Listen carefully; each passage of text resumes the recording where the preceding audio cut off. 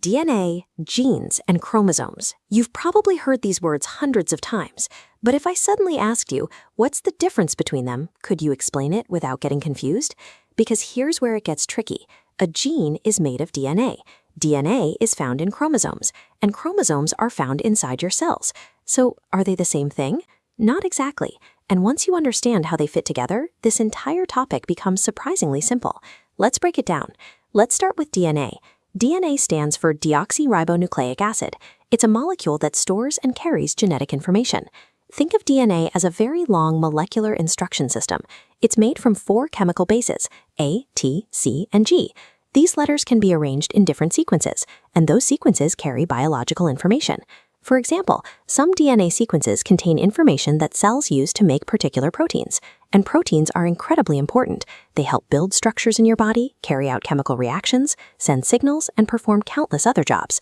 So when we say your DNA contains genetic information, we're talking about information encoded in the sequence of those DNA bases. But here's the important question. If DNA is the information-carrying molecule, what exactly is a gene? A gene is a specific sequence of DNA that contains the information needed to produce a functional product, usually a protein or sometimes a functional RNA. Imagine a huge cookbook. The entire cookbook represents your DNA. Inside that cookbook are hundreds or thousands of individual recipes.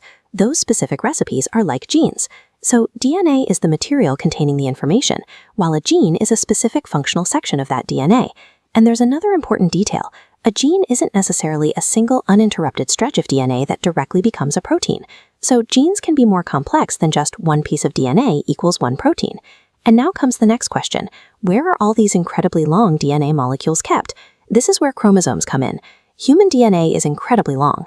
If you stretched out the DNA from just one human cell, it would be roughly 2 meters long, yet it has to fit inside a microscopic nucleus. So the cell needs an extremely efficient way to organize it.